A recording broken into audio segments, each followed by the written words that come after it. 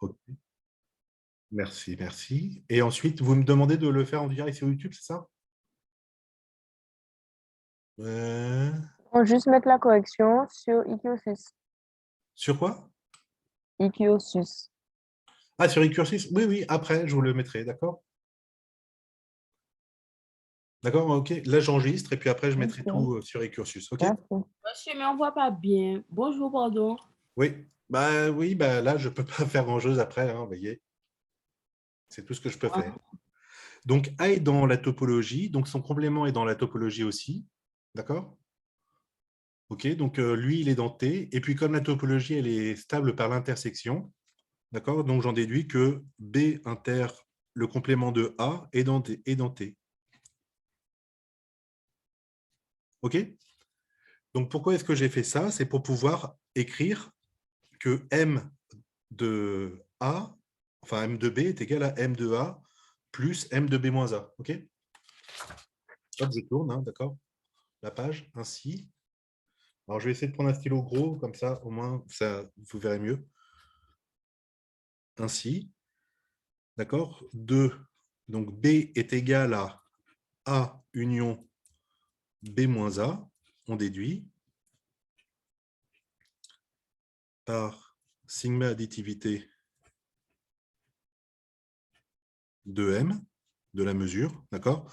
Qu'est-ce que je déduis? Je déduis que M de B, alors c'est qui? C'est M de A union B moins A, ok? Puisque B, c'est ça. Ok, là, c'est la sigma additivité.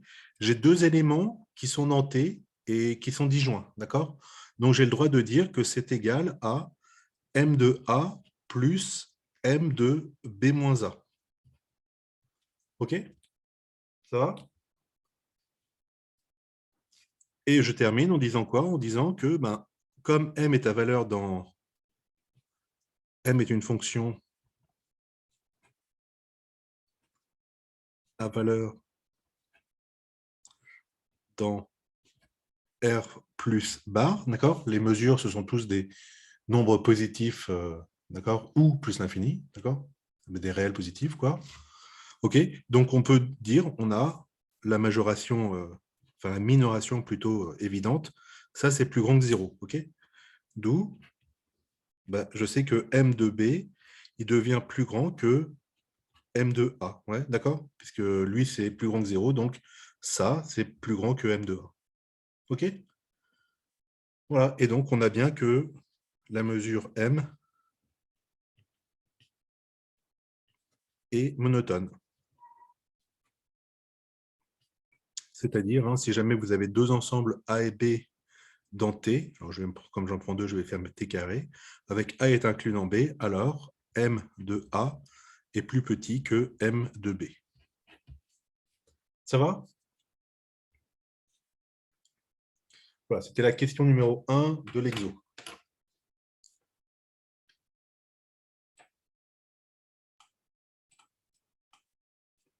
C'est bon tout le monde? Ouais. OK. Donc, je change de feuille. Dans le chat, on vous a dit non, ça va pas trop. Ah bon, alors attendez, le chat, je ne l'ai pas vu, je ne les vois plus. Attendez. Oui, monsieur, je ne vous mens pas que là, on ne comprend pas vraiment. Oui, alors attendez, je reprends. Juste, il faut que je vois le chat, où est-ce qu'il est passé. Alors attendez, où est-ce qu'il est passé le chat? J'ai que les participants, pourquoi j'ai pas le chat? Partage, à noter. Réaction. Une seconde, hein, j'essaye de retrouver mon chat, il est disparu. Hein. Non. Où est-ce qu'il est passé le chat là? Ah, une seconde. Parce que là, je vois que ça, mais comme j'ai plein de trucs ouverts partout, peut-être, c'est caché quelque part. Non, ça n'a pas l'air d'être là. C'est pas ça, c'est encore moins ça.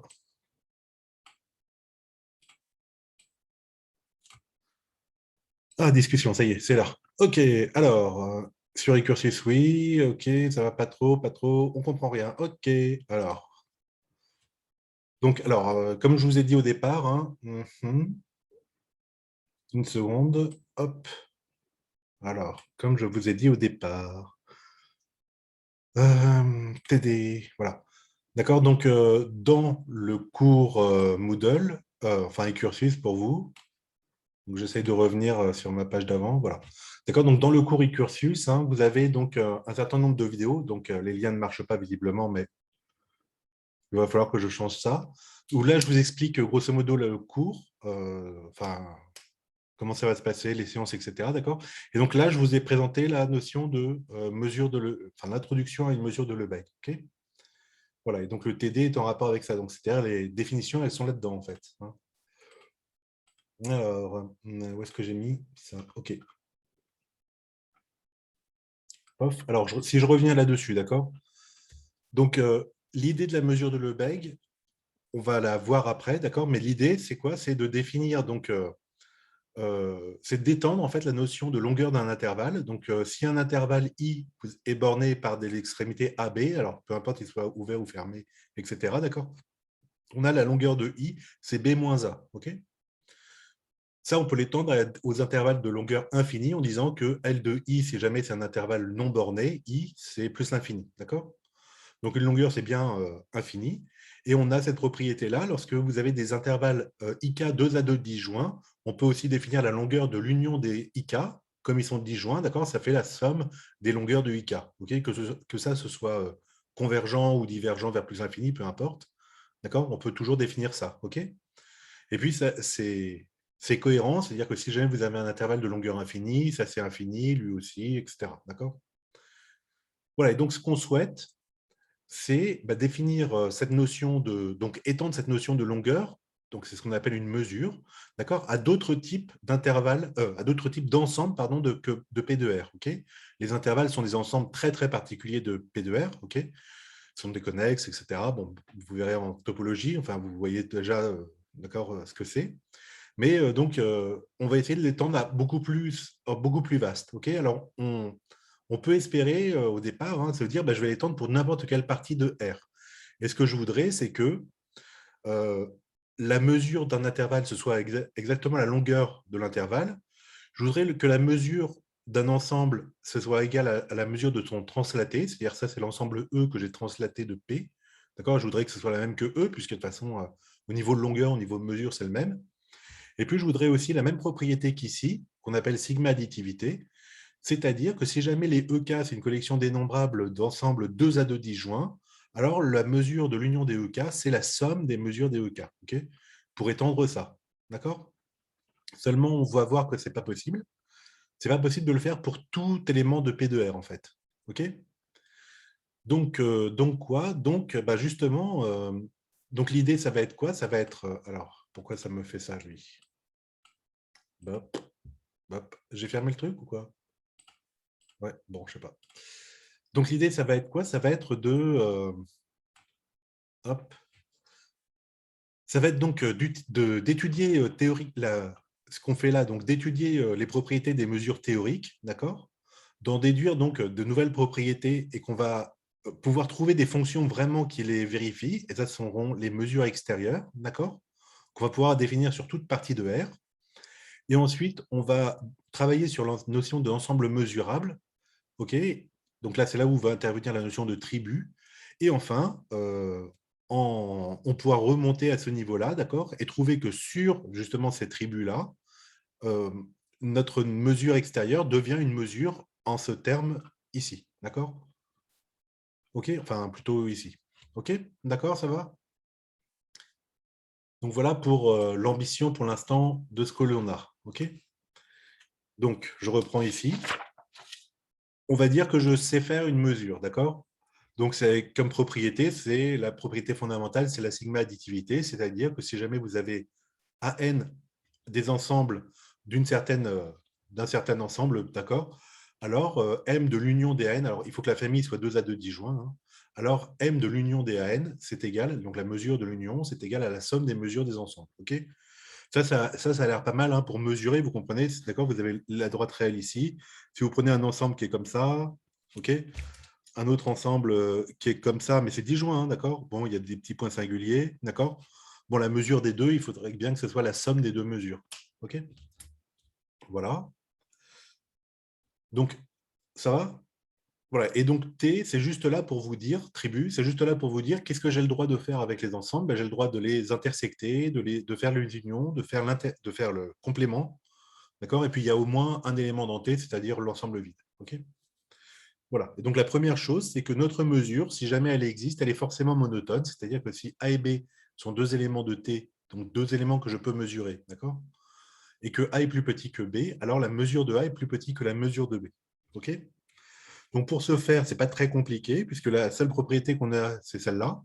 On va utiliser la mesure de l'union de deux trucs disjoints. Donc là, c'est pour une infinité, mais on va le faire pour deux, nous. D'accord? Donc, la mesure de A union, enfin, voilà. Donc, moi, ce que je veux, c'est montrer que M de A est plus petit que M de B. Je pars de ce B-là, d'accord?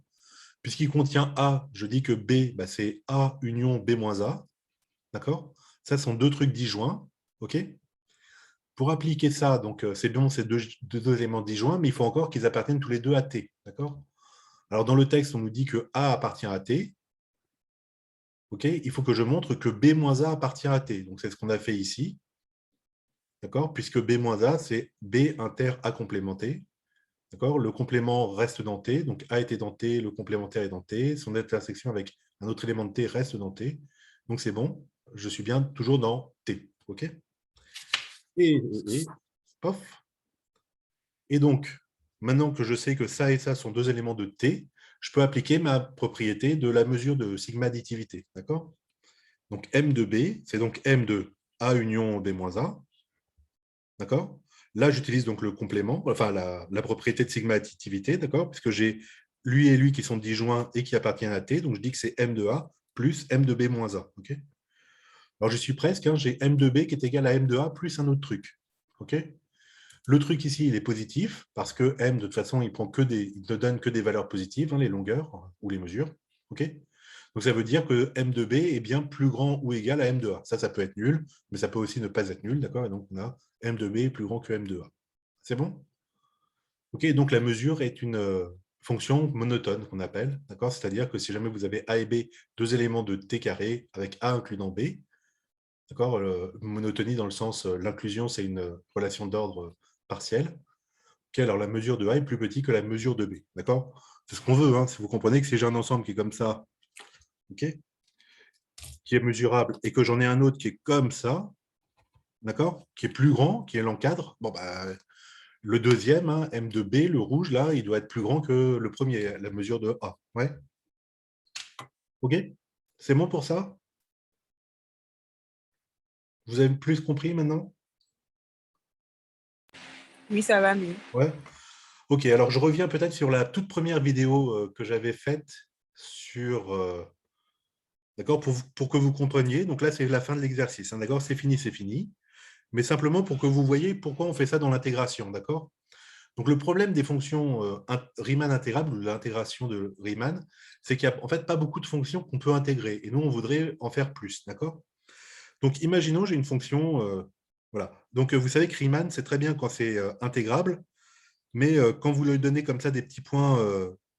enfin, pardon. Riemann, c'est très bien quand la fonction est continue, mais dès que ça commence à ne pas être continu, ben, on a du mal à faire le découpage ici, d'accord, etc. OK? Vous êtes d'accord?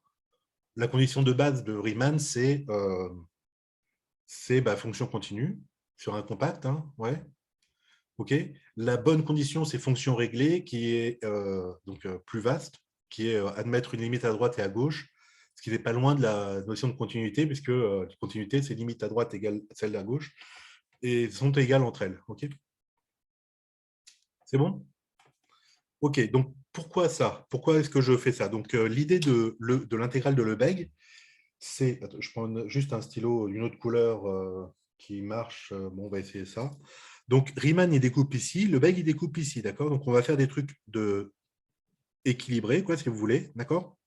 OK, puis on va dire, bah, tiens, je m'intéresse, moi, à quand est-ce que la fonction prend les valeurs ici, d'accord? Ouais. Donc, quand est-ce que la fonction prend les valeurs ici? On va dire, bah, c'est ici, d'accord? C'est ici, d'accord? Alors bon, je vais mettre des petits points ici, d'accord? Et puis, il y a des petits points ici, OK? Vous comprenez? Si jamais ma fonction elle est très irrégulière ici, il y a plein de petits points de discontinuité partout, etc. OK? Ça va? Voilà. Et donc, je vais dire, bah, la fonction, d'accord, dans le processus d'intégration de Lebesgue, à un moment donné, je vais dire qu'elle prend grosso modo cette valeur alpha là, qui est par ici à plus ou moins epsilon, OK, sur cet intervalle-là, d'accord? Et donc, j'ai besoin de savoir mesurer cet intervalle-là, le truc en bleu ici, OK? Donc, qui est un intervalle très bizarre, hein, vous êtes d'accord? Enfin, ce n'est pas un intervalle, c'est une partie très bizarre. Il y a une union de deux intervalles plus des petits points singuliers, d'accord? OK, j'ai besoin donc de définir bah, la mesure de cet ensemble-là, OK, pour dire que ma fonction, je l'approxime par alpha, donc ça c'était alpha grosso modo, fois cette mesure-là, OK, fois la mesure de cet ensemble-là. C'est bon? Ouais. Voilà, et donc après, bah, comme dans Riemann, en fait, plus on va réduire ici la taille des intervalles, plus ça va être précis, d'accord? Plus on va... OK? Et comme ça, on pourra intégrer des fonctions qui ne sont pas Riemann intégrables, d'accord? Par exemple, quand il y a une infinité de points de discontinuité, etc., là, on pourra le faire sans trop de problèmes. Enfin, ça dépend des cas, mais on pourra essayer, en tout cas. C'est bon? Vous avez compris pourquoi on s'intéresse à la mesure des ensembles? OK? Ouais, voilà. Donc, c'est ce que je vous ai expliqué aussi dans la, comment ça s'appelle? Dans la première vidéo, c'est que moi, je souhaite commencer vraiment vite avec ces notions de mesure, etc., d'accord, pour qu'on puisse voir rapidement la notion d'intégrale, etc. Parce que si je fais tous les prérequis, etc., on verra quasiment jamais la notion d'intégrale, quoi. Vous voyez ce que je veux dire? D'accord? Il y a tellement de trucs à faire avant que si on n'y va pas direct, on peut passer à côté. Ouais. Ok, donc je vais passer à la correction du... attendez, il est où mon sujet? Mon sujet, élément, introduction, correction, intro. Ah, c'est là. Ok, donc je vais passer à la deuxième question. Ah, question exo 2, enfin, ouais. Ah, oui, vous ne voyez pas. Donc c'est ici, je vous l'ai mis dans le chat, hein, le sujet, d'accord? Donc exo 2, qu'est-ce que j'ai demandé? Hop. Ok, donc je vais supposons, donc il existe grand A dans T, tel que la mesure de grand A soit finie. Okay, donc, il existe un ensemble mesurable dont la mesure n'est pas l'infini, d'accord? Bon, ça a l'air d'être pas mal, ça, parce qu'a priori, il y a quand même énormément de mesures qui vont vérifier ça. Ouais. Je veux dire, les mesures qui envoient tout sur plus infini, bon, ça ne va pas être super génial, quoi, hein. Voilà, voilà. Et alors, il faut que montrons que M, la mesure de l'ensemble vide, c'est nécessairement égal à 0. OK? Ça va? Bon, la démo est très simple, a priori, hein. Qu'est-ce qu'on va faire? Eh ben, on va utiliser encore une fois la sigma additivité. C'est bon, vous voyez en rouge?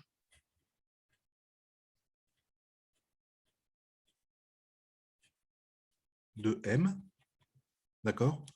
Ça veut dire quoi? Ça veut dire que, donc je vous rappelle, hein, si les AK sont des ensembles de tous dans T, donc je vais mettre T puissance N, K dans N, ok?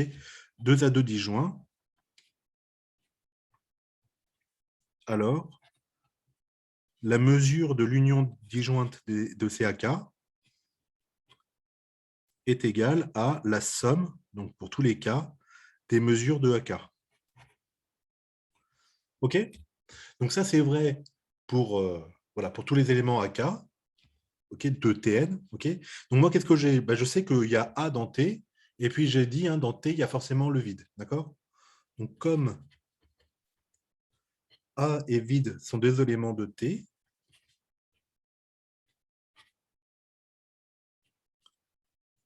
d'accord, que l'intersection qui sont disjoints, vous êtes d'accord qu'ils sont disjoints? Parce que A inter vide, c'est égal à vide, hein, d'accord? Et être disjoint, c'est vérifier cette propriété-là, d'accord? Machin inter bidule égale vide, ok? Donc, qu'est-ce que je peux dire? Ben, je fais par sigma additivité. Ok, ben, je dis que M de A union vide égale à M de A plus M de vide. Ok? Alors, a priori, ça, c'est une relation dans R bar. Vous êtes d'accord? A priori, une relation dans R bar, c'est-à-dire R bar, hein, donc c'est-à-dire la droite réelle achevée. Vous voyez? Puisque M est à valeur dans R bar. Hein.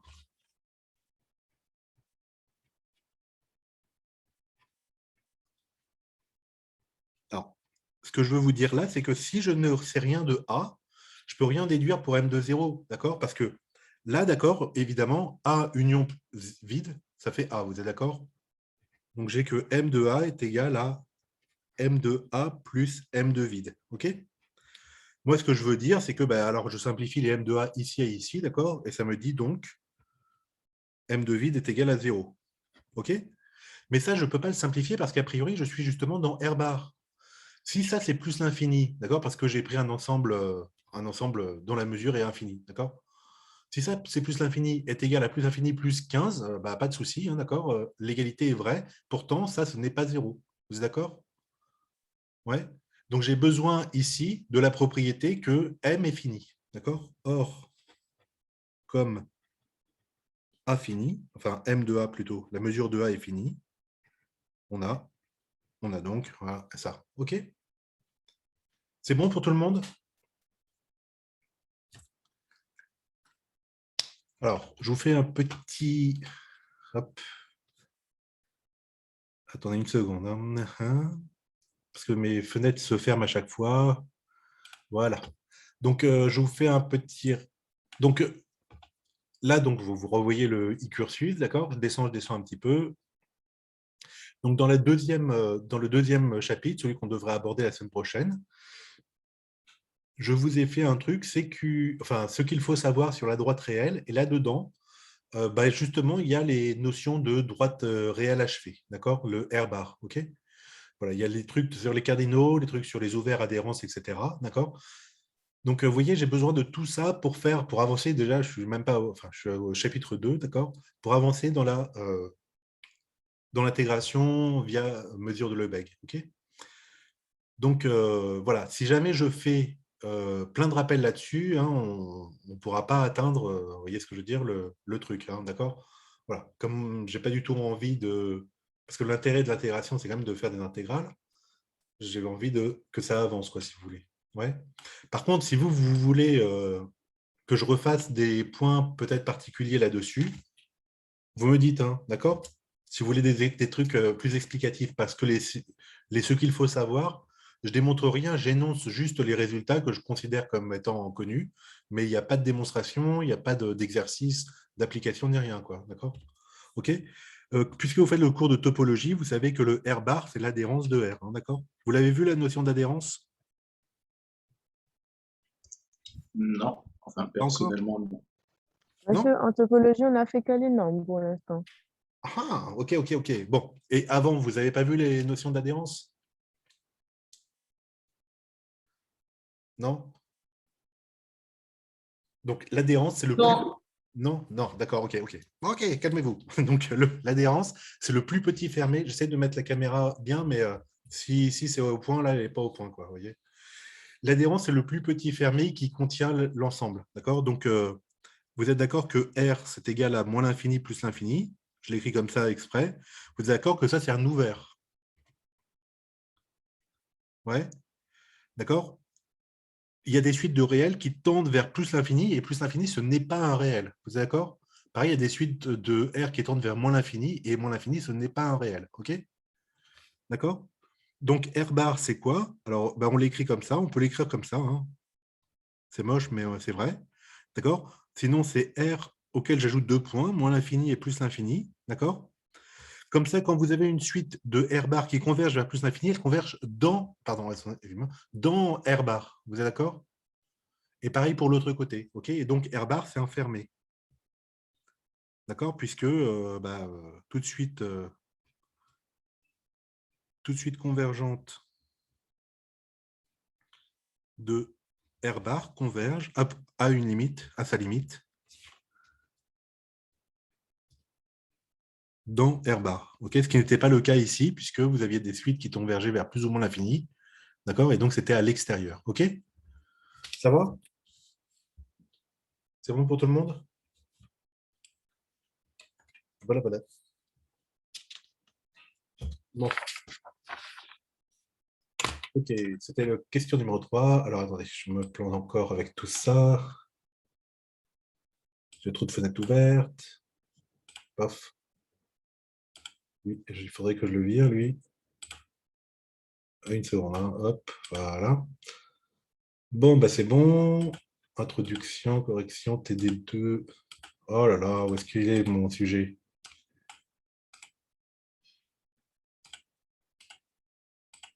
Ah, le voilà. OK. Bon, alors, donc, troisième exo. Ça va pour le exo 2 pour l'instant?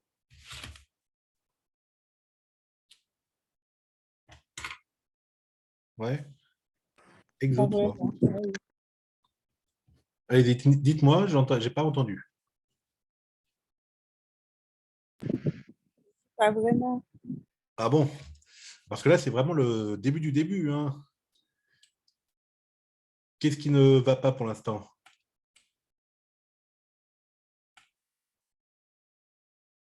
Vous pouvez remontrer la fiche, s'il vous plaît? Vous l'avez dans le chat, normalement. Dans le discussion, je l'ai mis tout en haut. Vous avez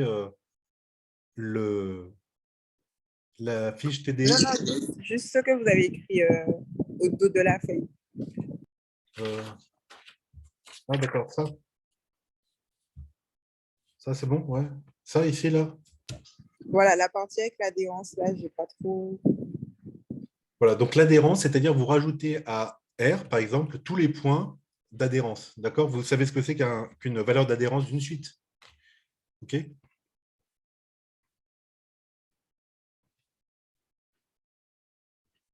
Ça, vous l'avez vu avant? Non, justement, j'ai oublié. Ah. OK, donc on dit que L est une valeur d'adhérence. Bon, je vais mettre VA hein, ici pour aller plus vite, hein, de UN. Si il existe sigma, donc une extractrice donc de n dans n, telle que la sous-suite U de sigma de n, d'accord, converge vers L. OK? D'accord? Donc vous avez une suite, elle est peut-être divergente, hein, mais voilà, mais vous avez, elle peut, enfin une sous-suite converge vers ce point-là, d'accord? Vers ce point L. Et L, donc, elle dit une valeur d'adhérence. OK? Ça va? Alors, avec ça, qu'est-ce qu'on fait? Attendez, je vais le refaire ici. D'accord? Donc, L, valeur d'adhérence.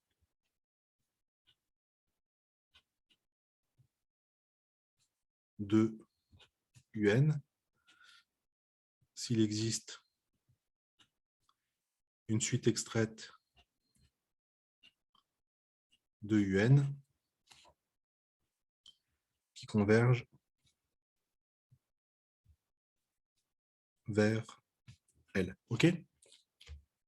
Voilà. Alors, qu'est-ce qu'on sait? On sait que si une suite UN a une seule valeur d'adhérence, enfin, c'est même pas ça, c'est à une unique valeur d'adhérence, alors elle converge. Adhérence si et seulement si UN est convergente.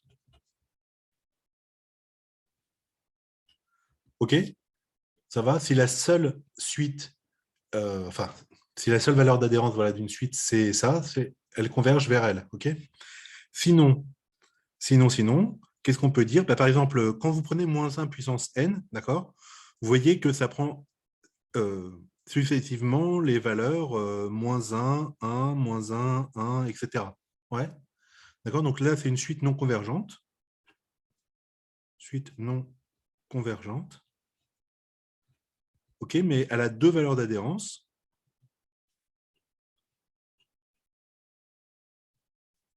Adhérence, ouais, j'oublie un bout, d'accord, qui sont moins 1 et 1. Vous êtes d'accord? OK. Puisque si vous prenez la sous-suite des nombres pairs, d'accord, ben, ça converge vers 1, puisqu'elle vaut tout le temps 1, 1, 1, 1, c'est la sous-suite des pairs. Et si vous prenez la sous-suite des indices impairs, elle vaut tout le temps -1, -1, -1, donc elle converge vers -1. Vous êtes d'accord? Ouais. OK. Voilà. Et alors, par exemple, si vous prenez cosinus de n pour n qui est dans grand N, OK? Donc, en fait, ça va vous remplir l'intervalle entre -1 et 1. Vous êtes d'accord que le cosinus, il est tout le temps compris entre -1 et 1, d'accord? Et puis, ça va vous remplir tout, d'accord? Et on peut voir que l'adhérence de ce truc-là, c'est en fait tout -1, 1. OK? Voilà, c'est-à-dire que n'importe quel réel, ici, vous pouvez l'approcher aussi près que vous voulez, donc c'est n'importe quel réel de -1, 1, vous pouvez l'approcher aussi près que vous voulez par cos de n. OK? Voilà, donc ça c'est en radian, bon, ça n'a pas beaucoup d'importance. Si, ça en a. Oui, c'est en radian.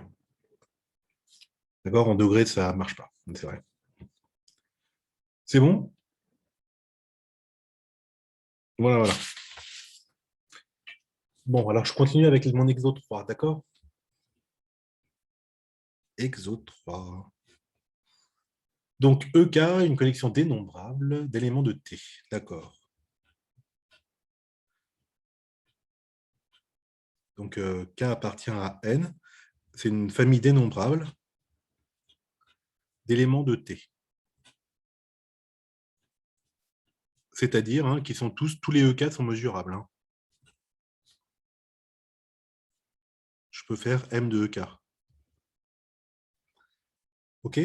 Alors, le truc ici qui est spécial par rapport à précédemment, c'est que, attention, les EK ne sont pas 2 à 2 disjoints, ne sont pas supposés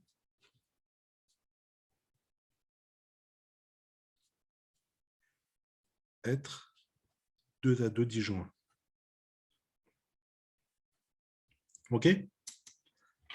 Alors, qu'est-ce que je veux montrer? Je veux montrer que, montrons que M est sous-additive avec la définition suivante, c'est-à-dire que M de l'union des EK, donc cette fois-ci l'union n'est pas disjointe, d'accord, est plus petit que la somme pour K appartenant à N des M de EK. OK? Alors déjà, ça ne doit pas trop nous étonner parce que si les intervalles ne sont pas disjoints, vous voyez, donc si j'ai un intervalle comme ça, enfin, ce ne sont pas des intervalles, ce sont des parties quelconques, mais bref, si jamais j'en ai un comme ça et puis un qui se chevauche, je vous êtes d'accord que l'union, ça va juste être ce truc-là, d'accord? Vous voyez, c'est bon, ça c'est E0, ça c'est E1, ça c'est E0 union E1. OK? A priori, la mesure de E0 plus la mesure de 1, c'est plus grand que la mesure de E0 union E1. D'accord? C'est le coût de moins la mesure de l'intersection des deux. Vous voyez ce que je veux dire? Ouais. OK, donc ça a l'air d'être assez naturel. D'accord?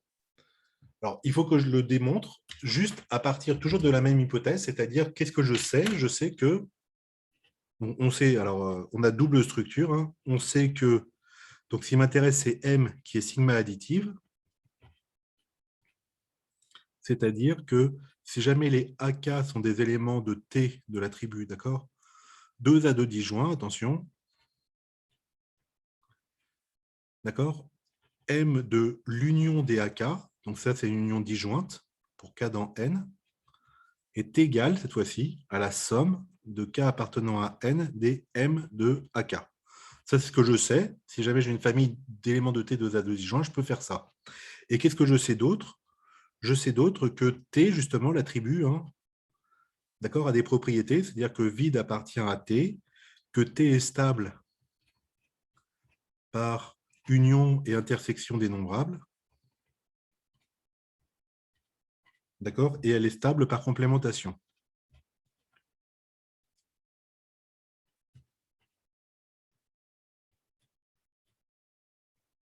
OK? C'est bon? Donc, voilà ce que je sais, et je dois me débrouiller avec ces hypothèses-là pour prouver ce truc-là, d'accord? Donc, la différence entre mon hypothèse de sigma additivité et ce truc-là, c'est que les sigma additifs, il faut que les AK ils soient 2 à 2 disjoints, alors que là, les EK ne le sont pas. Et moi, j'ai une égalité ici, alors que là, j'ai une inégalité, d'accord? Ouais, donc ce que je perds d'un côté, j'essaye de gagner de l'autre, d'accord? Ok, donc c'est bon, j'essaye de commencer ce truc. Je regarde juste 1, 2, 3, 4, donc ça doit être 5. Donc allons-y, d'accord? Alors, qu'est-ce que je fais? Ah bah oui. Donc en fait, je vais utiliser un peu la même technique que dans l'exercice là avec le A et B. Vous voyez? D'accord? Donc E0, bon, je le laisse comme ça, d'accord? Par contre, E1, il faut que je le rende, pardon, hop, là. E1, vous êtes d'accord? Si jamais je veux faire M de E0 union E1, il faudrait que l'intersection soit vide, d'accord? Donc, je vais posons une nouvelle famille. E'0, ça va être E0. Raté. E'1, ça va être E1 privé de E0. Ça va? E'2, ça va être E2 privé de E0 union E1. D'accord? Comme ça, est-ce que vous voyez pourquoi je prends ça? Parce que donc l'union de tous les EI, ça va être des E', pardon, ça va être la même chose que l'union des EI. Et l'intersection de n'importe quel deux E', va être vide. Vous êtes d'accord? Donc l'idée, c'est quoi? C'est l'idée, hein, d'accord? L'idée, c'est on crée à partir de la famille de la famille, alors EK, d'accord? Une famille E'K qui vérifie, dont les éléments sont 2 à 2 disjoints. Pourquoi ça? Parce que comme ça, je vais pouvoir utiliser ma fameuse formule de sigma additivité, d'accord? Et il faut aussi quand même que l'union des E'K, ce soit la même chose que l'union des EK, d'accord? L'union quelconque, enfin l'union des E'K, c'est la même chose que l'union des EK. D'accord? Comme ça, je vais pouvoir passer de l'un à l'autre, quoi. Ça va? Est-ce que vous avez compris l'idée ici? Vite fait. D'accord. Voilà. Et donc, je continue comme ça. Donc, vous êtes d'accord? Donc, le E'K, par exemple, d'accord, ça va être EK moins, et je vais priver de l'union pour tous les, alors les J, d'accord, compris entre 0 et K moins 1, des EJ. Ouais. Alors, est-ce que vous êtes d'accord qu'ils sont 2 à 2 disjoints? N'importe lesquels, là-dedans, ils sont disjoints. Si I est différent de J, E', inter E', égale vide. Est-ce que cette affirmation-là, ça vous va ou bof? Est-ce que c'est évident, pas évident? Ok, on démontre ça? C'est bon, je démontre? Alors, attendez, je recadre ma feuille. Ok. Alors, démontrons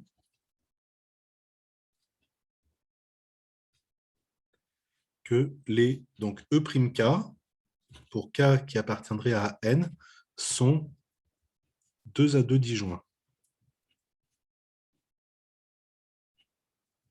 Ok. Donc, c'est-à-dire, si jamais I et J, ce sont deux réels, deux antinaturels, pardon, différents, alors E', inter E', égale vide. OK? Ça va? Alors, donc je le fais. Est-ce que vous voulez que je vous laisse 2-3 minutes le temps que vous essayez vous-même ou je le fais direct?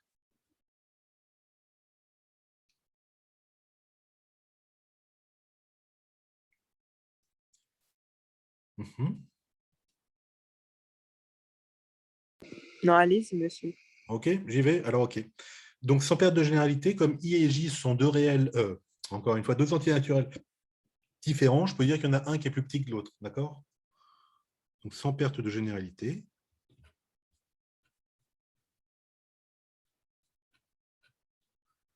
On suppose que I est plus petit que J. Vous êtes d'accord? OK. Alors, quand j'ai fait E'J, d'accord, qu'est-ce que j'ai dit? J'ai dit que c'était EJ moins l'union pour tous les... Alors, je n'ai pas le droit de I, je n'ai pas le droit de J, d'accord, puisque je suis en train d'écrire. Donc, je vais prendre, tiens, L, je ne l'ai pas encore utilisé. Entre 1 et J-1, entre 0 pardon, et J-1, des EL. Vous êtes d'accord? C'est bien ça hein, que j'ai posé à ce niveau-là. Hein. Ouais, le E'K, là, c'était bien ça. Hein. Oui. OK. Donc, comme... hop, j'essaie de me concentrer. Donc, comme I est strictement plus petit que J, ça veut dire que I est inférieur ou égal à J-1, d'accord? Ça veut dire que le I, il appartient à cet ensemble-là, d'accord? Donc, I appartient à l'ensemble des L qui décrit... appartient à... Bon, tiens, je vais mettre la notation comme ça, vous la connaissez. Attendez. Vous connaissez la notation entre 0 et J-1. Ça va? Oui? OK, donc voilà. Donc, dans E'J, j'ai donc dit que c'était EJ moins plein de trucs, d'accord?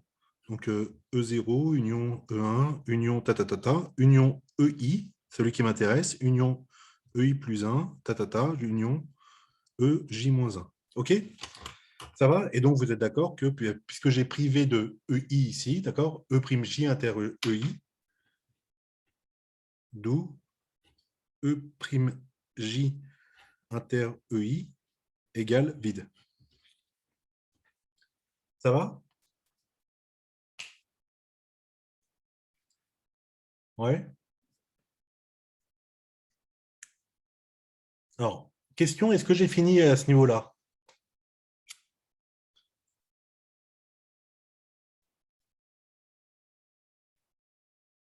Aucune idée. Alors non, je n'ai pas fini parce que ce que je voulais montrer, c'était que l'intersection de E'J et de E'I et de E'J était vide, d'accord? Là, j'ai bien mon E'J, le nouveau, ok? Mais là, j'ai EI, j'ai pas j'ai pas E'I ici. Ouais. Est-ce que vous pouvez me dire comment de ça, je déduis ça?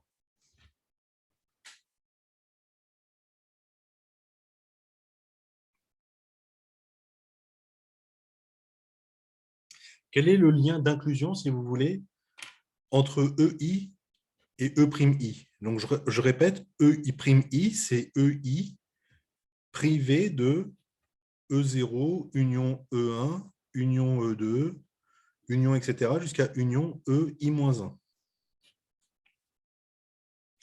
OK? Donc, lequel est inclus dans l'autre?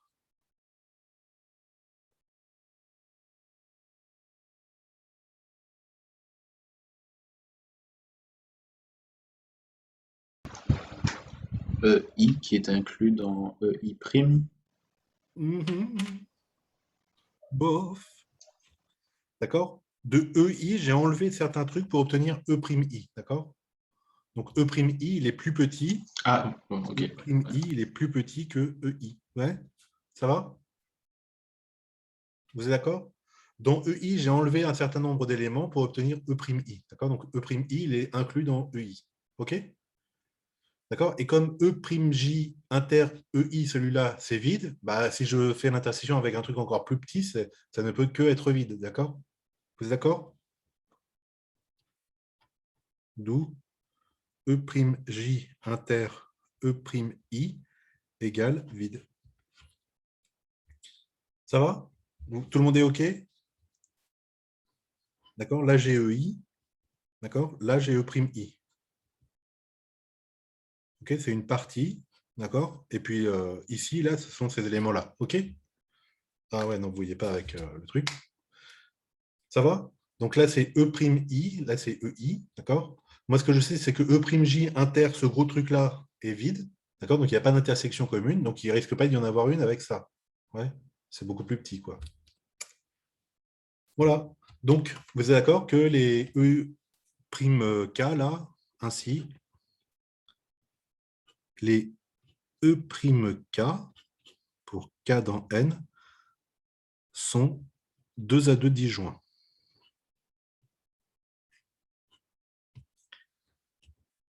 Ça, c'était 5, 6. C'est bon?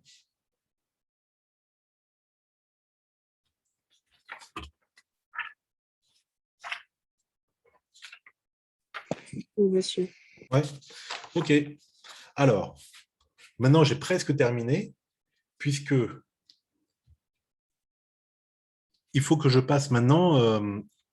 Est-ce que on est d'accord avec le fait, montrons, bon, on va le montrer, montrons que l'union de K égale à, enfin, K dans N, pardon, des E'(I) est égale à l'union pour K dans N, ouais, alors si je prends K, il faut que je mette des K quand même, des EK. OK? Est-ce que ça, c'est évident pour vous avec la définition que j'ai donnée ici? Avec cette définition-là?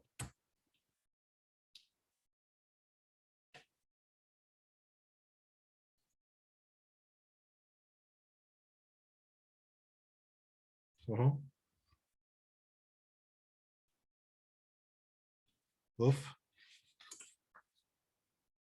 Ouais. Alors, on va démontrer ça. Vous voulez qu'on le démontre bien? Oui. Ouais. OK. Alors, on va le démontrer par récurrence, d'accord?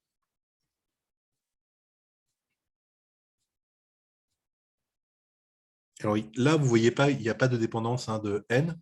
Donc, la récurrence sur n, et n, ça va être, je vais le faire pour donc, la somme de k égale, enfin, la somme, pardon, l'union de k égale 0 jusqu'à n des E'(K.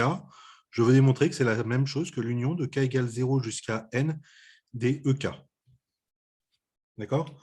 Cette fois-ci, là, j'ai bien une dépendance en n, d'accord, antinaturelle. Vous êtes d'accord? Ici. OK? Donc, allons-y. Initialisation.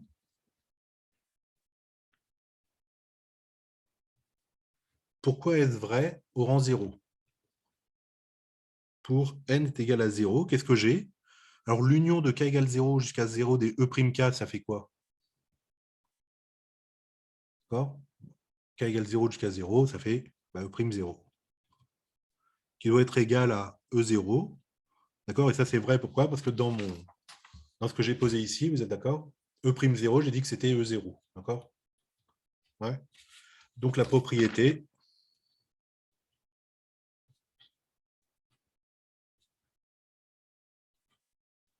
est vraie au rang n égale à 0. OK? Ensuite, il y a l'hérédité. D'accord? Donc, supposons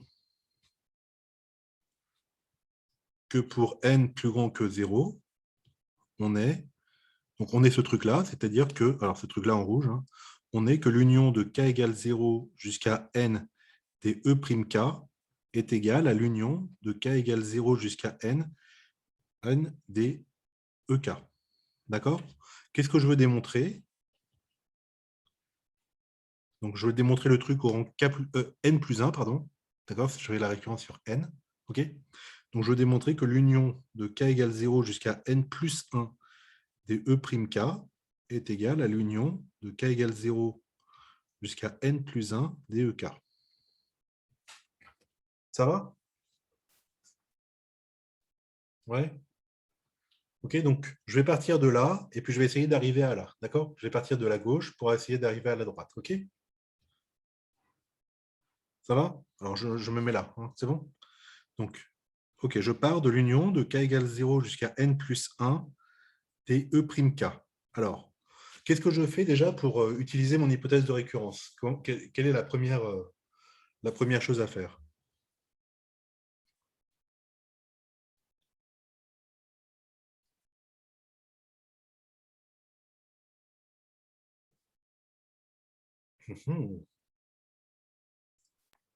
C'est égal à l'union des E'(K) plus E' Oui, n plus 1. c'est ça. D'accord? L'union là qui va jusqu'à n plus 1, je dis que non, que c'est l'union qui va de 0 à n, d'accord, des E'(K), union n plus 1, pardon. C'est bon? Donc, effectivement, c'est ça la première étape, c'est-à-dire de séparer ça et de le mettre à côté. OK? Comme ça, par hypothèse de récurrence, je peux dire que cette union-là, c'est quoi? Par hypothèse de récurrence, c'est égal à ce qu'on a là, hein, c'est-à-dire l'union de k égale 0 jusqu'à n des EK, cette fois-ci, union E' K plus 1. OK? Ça va pour tout le monde? Ouais. Donc là, ici, hein, ce truc-là, c'est par IP de rec. Par IP de rec. OK. Ça va? Voilà, alors maintenant, il ne me reste plus qu'à dire qu'est-ce que c'est que E'K plus 1. Donc, je reprends ma définition ici. D'accord? Mais simplement, au lieu de mettre K, je mets K plus 1. D'accord? J'y vais, hein? OK? Or, E'K plus 1, c'est quoi? C'est EK plus 1 que j'ai privé de l'union. Alors, il faut que je mette un autre indice, donc je vais mettre J. J compris entre 0 et jusqu'à K, d'accord? Jusqu'au précédent de lui, des EJ. Ça va? Ouais? Donc, OK, donc quoi? Donc, ce truc-là, hein, je reprends ici. Donc, l'union de K égale 0 jusqu'à N plus 1 des E'K, j'ai repris ce truc-là, hein, est égal à... Alors, lui, bah, je le laisse. Union de K égale 0 à N des EK, union. Et donc, ce E'K plus 1 là, c'est lui. D'accord? Union, tac, tac, EK plus 1, privé de cette union-là.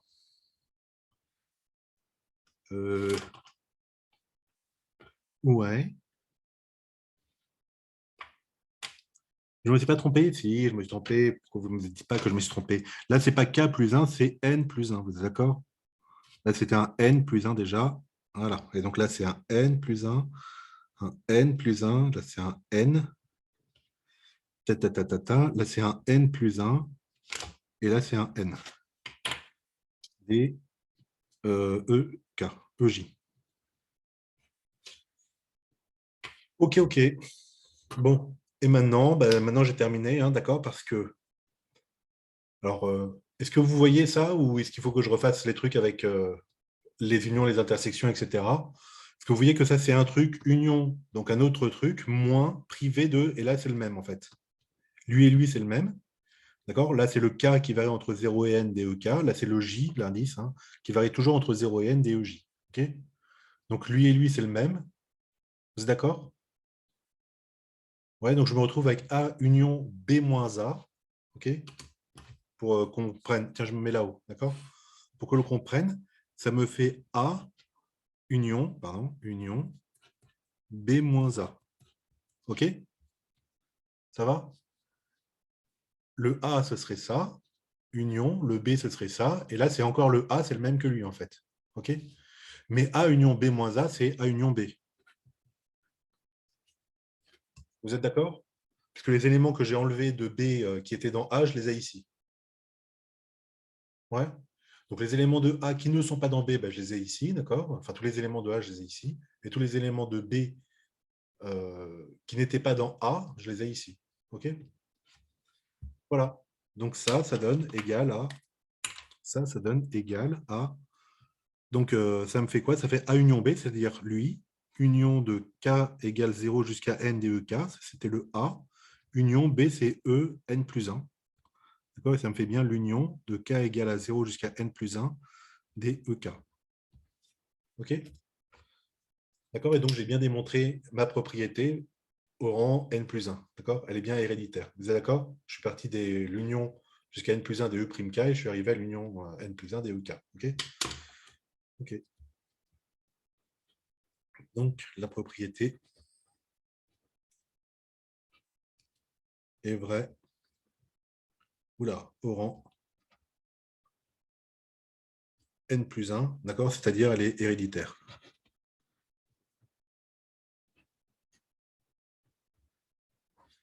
OK? Ça va? C'est la feuille numéro 7. D'accord? Donc, j'ai fait l'initialisation, j'ai fait l'hérédité. Bon, vous ferez la conclusion, d'accord? Conclusion. D'accord? La conclusion, c'est quel que soit n, le truc est vrai, d'accord? Et en passant n à la limite, d'accord, j'obtiens que l'union infinie là, des E'K est égale à l'union infinie des EK. D'accord? C'est vrai à tous les rangs. Et donc, par prolongement des inégalités, on a ça. OK? C'est bon? Ouais? OK. Oui. Je tourne. Donc, je vous rappelle que je mettrai ça sur YouTube hein, donc, prochainement. OK? OK, alors, qu'est-ce que j'ai fait, moi? Où en suis-je? Je crois que j'ai tout, non? C'est pas bon, là? Ça y est, c'est terminé, non? Vous ne voyez pas? Donc, si j'essaie de rembrayer les trucs. Hein. Attendez, vous avez bugué, on n'a pas compris la question. Ouais, c'est ça. Ouais. Hop, je regarde la question. Donc, on avait EK un ensemble dénombrable d'éléments de T, et il faut montrer que M de l'union des EK, c'est plus petit que M de la somme des EK. D'accord? Ouais? OK? Alors là, je suis très content, moi, parce que qu'est-ce que j'ai? D'accord? On a que l'union pour K dans N des EK, c'est égal à l'union des E'K avec K dans N. OK? Et qu'est-ce que les E'K, ils ont de vachement mieux que les EK? La famille E'K, K dans N, est une famille d'éléments de T 2 à 2 disjoints. Est-ce que vous êtes d'accord avec ça? C'est ce que j'ai démontré. C'est ce que j'ai démontré précédemment. Hein, d'accord? Les E'K sont 2 à 2 disjoints. OK? Ce que je n'ai pas démontré, c'est que ce sont des éléments de T. OK? J'ai dit, je pose les E'K comme ça. D'accord? Ce que je sais, c'est que les EK, eux, ils sont dans T. D'accord? Voilà. Mais alors, on voit bien que quand je pose ça, les E'K, ce sont des éléments de T. Vous êtes d'accord? Puisque je fais l'intersection avec E0 complémenté. Donc, E0 est dans T, son complémentaire est dans T, l'intersection de deux éléments de T est dans T, etc. OK? Ça va pour ça? Donc, tous les E'K sont dans T, dans la topologie. OK? Et donc, comme ils sont tous dans T et 2 à 2 disjoints, maintenant, je peux utiliser la propriété de sigma additivité de M. D'accord? Ainsi, par sigma additivité de M, on a... Donc, qu'est-ce que j'ai? J'ai que M de l'union disjointe pour K dans N des E'K est égal, c'est égal, hein, d'accord, à la somme pour K dans N des M de E'K. OK? Voilà, j'y suis presque. D'accord? Qu'est-ce que je sais? Je sais que l'union des E'K, c'est la même chose que l'union des EK. C'est pour ça que j'ai ça. D'où, hein, je vous rappelle que ce que je veux montrer, hein, c'est que M de l'union des EK hein, est égal à la somme des M de E'K. D'accord? D'où, là, c'est la même chose que le M de l'union des EK, K étant dans N, okay, qui est égal à la somme, ok, et ça, je le laisse comme ça, des M de E'K. Je termine ici en faisant quoi? Pour retrouver l'inégalité ici plus petit que M des EK, d'accord? Donc, il faut que je compare, j'ai la somme des M de E'K, il faut que je les compare à la somme des M de EK. Donc, comment je fais? On a déjà vu l'argument hein, depuis tout à l'heure.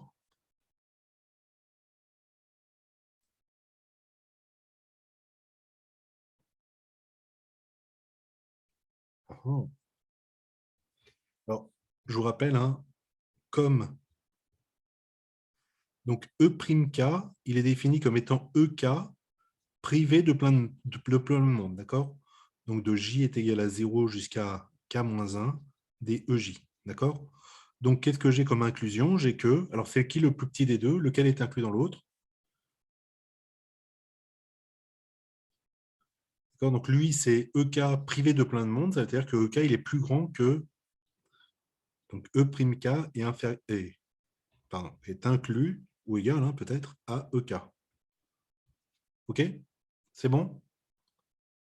D'accord? Donc ça sont deux éléments de T, donc je peux faire la mesure de ces deux éléments-là, d'où, par monotonie de la mesure, M. Donc ça, c'est l'exercice numéro 2, la mesure est monotone. Qu'est-ce que j'ai? J'ai que M de E'K, il est plus petit que M de Ek. OK? Et donc ça, je le injecte là-dedans. D'accord? Ça veut dire quoi? Donc je réécris, attendez, je prends en noir.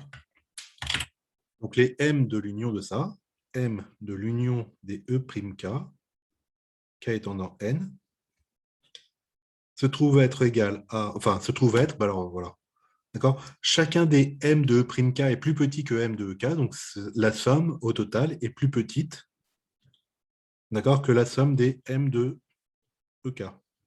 OK? Alors là, je n'ai pas de prime, hein, c'était ici. Je n'ai pas de prime, hein, d'accord? Voilà, et ça, c'est ce que je veux, c'est ce que je voulais démontrer, en fait. D'accord? Si je vous remets la feuille du départ, montrons que M est tous additif, c'est-à-dire que M de l'union des EK est plus petit que que la somme des M de EK, et c'est ça, l'M de l'union des EK est plus petite que la somme des M de EK. Voilà, voilà, voilà.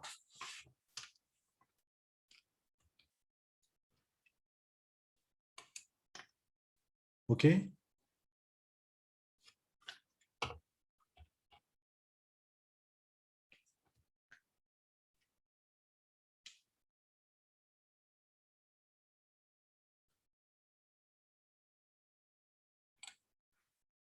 Ouf.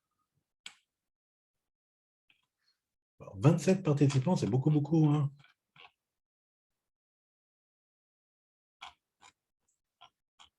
OK. Ça va pour tout le monde? Pour les 27 participants, enfin les 26 plutôt, moi ça va?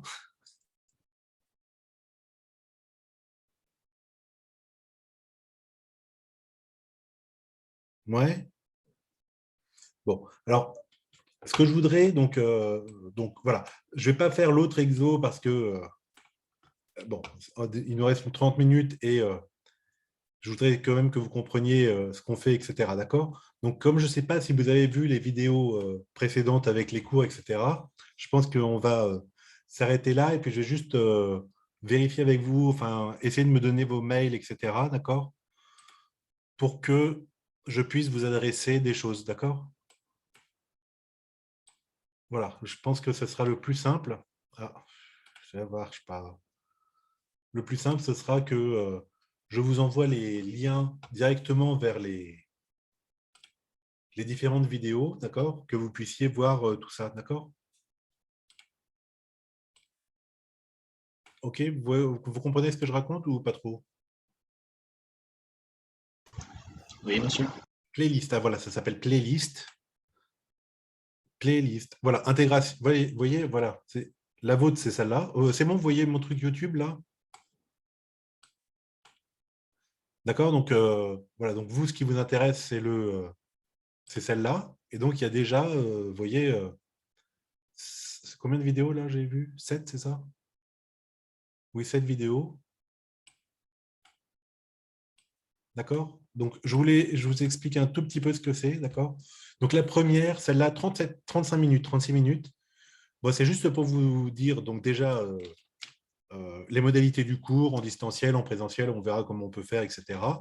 Et puis, vous donner donc un petit aperçu de la différence qu'il y a entre l'intégrale de Riemann que vous voyez ici, d'accord, avec la sommation. Enfin, en fait, les deux intégrales essayent de calculer l'aire sous la courbe, si vous voulez. Mais Riemann essaye de faire le découpage avec des bâtons comme ça, en découpant donc l'axe des abscisses, alors que le Bègue, il découpe l'axe des ordonnées. D'accord? Et donc, c'est complètement différent. OK?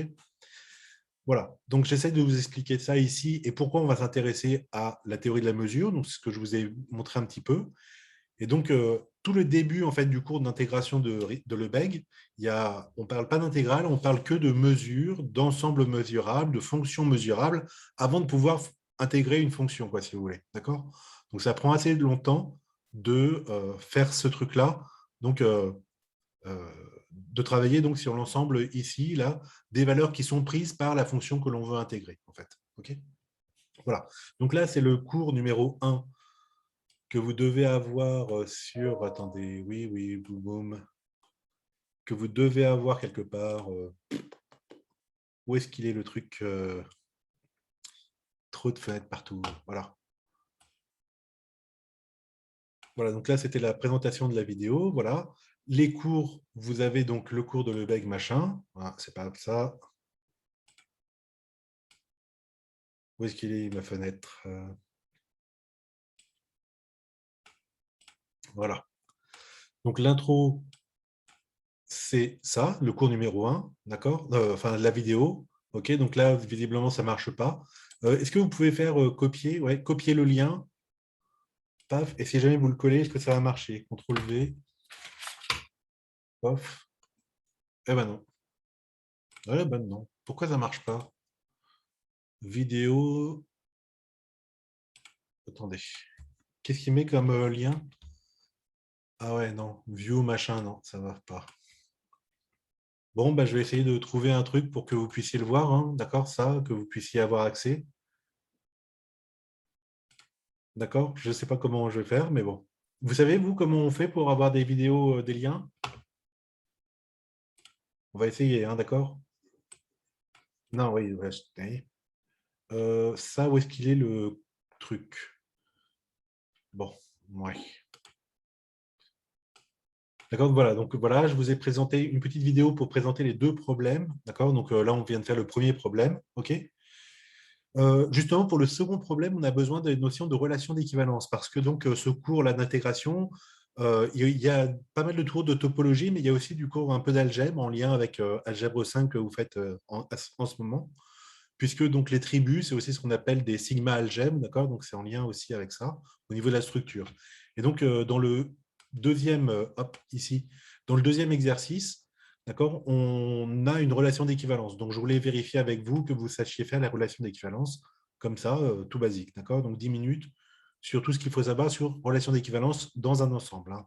Ce n'est pas avec, c'est pas dans un groupe, etc. D'accord? Puis, il y a ce qu'il faut savoir sur la droite réelle. Donc, il y a beaucoup plus de choses. Voilà, et là, c'est le cours numéro 2, donc le cours plutôt de la semaine prochaine, etc. D'accord? Ce qu'il faut savoir sur les ouverts, les fermés, etc. OK. Ça va? Ouais. Est-ce que le forum marche? Est-ce que quelqu'un... Ah, j'ai une idée. Est-ce que vous pouvez mettre votre... tester si votre mail rentre sur le forum? Parce que, bon, je vous ai mis ça pour si jamais vous avez des questions à poser. Ajouter une discussion. Hop, sujet.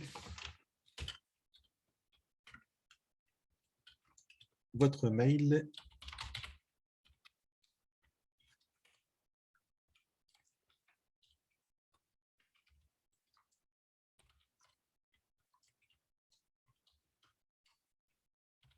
Voilà. Pouf. Voilà. Essayez de me répondre. Vous pouvez me répondre?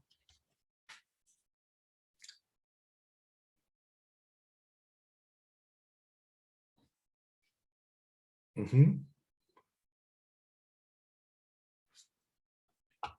Donc, initialement, c'était pour que vous puissiez me poser des questions si jamais vous en aviez. D'accord? Voilà. Alors, Oui, notre... c'est bon. Ouais. Voilà. Notre prochain cours, j'ai que c'est... Attendez, c'est quand? C'est mercredi. C'est ce mercredi de 10h à 12h. C'est bien ça? Oui.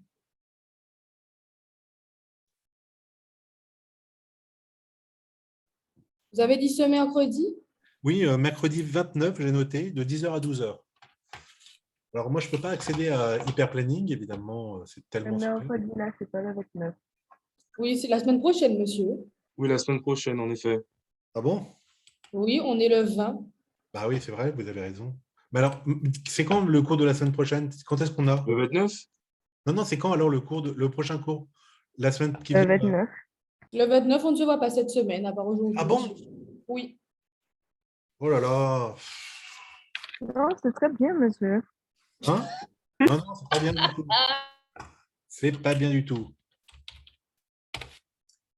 Ouais, bon, bah d'accord. Ouais, ouais. Bon, il va falloir que... Parce que le cours est quand même très compliqué, hein, donc ouais. Hop, donc moi je peux rien faire puisque quand je me connecte à l'emploi du temps, il me dit ça, voilà. Et ben, bah, rien. Bon voilà, donc essayez de voir ça. Et donc bon, bah, j'essaie de voir si je peux placer un cours quand même la semaine prochaine. Parce que Non, monsieur, c'est bon, c'est bon. Ah non, non, non, non, mais on a... On est déjà très, très chargé. Ah ouais? Ah, d'accord. Ok. Ok, ok. Bon, essayez de voir toutes les vidéos parce qu'il y a pas mal de travail à faire déjà là-dessus pour comprendre, d'accord? Dans le forum, vous pouvez me poser les questions, etc. Et puis, vous pouvez aussi commencer déjà la deuxième, le deuxième truc, d'accord? Le 29, on fera ça, hein, parce qu'il faut avancer quand même, hein, d'accord? OK? Voilà, donc moi, je vous poste. D'accord, monsieur. Donc, ici, je vais vous poster la vidéo d'aujourd'hui. Et puis, si vous voulez, je vous poste la vidéo de la correction de l'exercice numéro 2. Hein, j'essaye de vous expliquer ça bien. OK?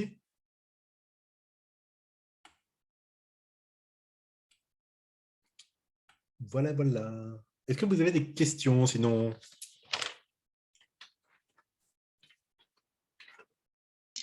Oui, donc vous avez dit qu'on met tous nos adresses mail en Oui. répondant à votre posture. Ouais. Ah, il y a 2 réponses. C'est bien. Hop. D'accord. Comme ça, je vais pouvoir vous envoyer individuellement, enfin bref, à vous, d'accord? Je vais vous envoyer les liens des différentes vidéos, les éléments de cours, etc. quoi, d'accord? Si jamais vous n'avez pas accès à ça. Et puis, quand est-ce qu'il y aura le lien Zoom, etc.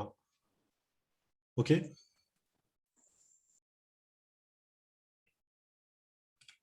Ça va? Alors, préconfigurer l'outil, ben, on ne peut rien faire. Ouais. J'essaye juste de voir si la vidéo passe par un autre truc. Si je peux faire une vidéo URL.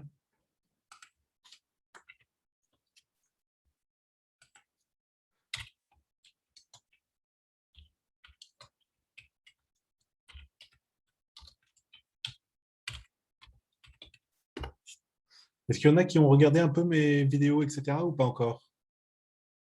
Hop, c'est celui-là que je viens de créer. Ah, ça marche. Oui, ok. Bon. Ah, ok. Donc ça marche. Donc je rechange tous les liens pour que ça marche bien ici, d'accord? Ah, ça c'est planté. Bon, c'est pas grave. Ok, ok. Bon, bah écoutez, si ça vous va comme ça, ouais, où est-ce qu'ils sont mes cours? Ah, qu'est-ce qui se passe encore? Mes cours, oui, c'est là. Calcul intégral, ok. Voilà, bon, est-ce que je vous propose, parce que donc 30 minutes, ça ne va pas suffire hein, pour corriger le deuxième exo. De toute façon, je vous le mets sur Internet, d'accord? Donc moi, comme je vous ai dit dans la première vidéo, celle qui était ici, de toute façon, j'aime bien faire de l'asynchrone. Ça vous permet de voir une fois, 2 fois, 3 fois, d'accord? Les éléments de cours, donc s'il y a besoin, ok? Voilà, donc je vais remettre toutes mes vidéos de cette forme-là, ok? Et voilà, et comme ça, vous aurez tout accès aux vidéos. Là, je pense que ça va marcher puisque c'est le bon truc. Hein, faites voir. Ouais. C'est bon, droite réelle, vous pouvez écouter. Alors, bonjour à tous. Ouais, ouais. OK? Voilà, voilà. Donc, n'oubliez pas de me mettre surtout votre mail ici, hein, d'accord, dans le forum des questions.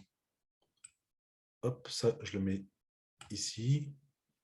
Et donc, ça, je le vire.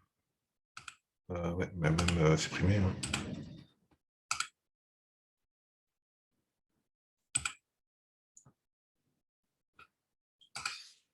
C'est bon?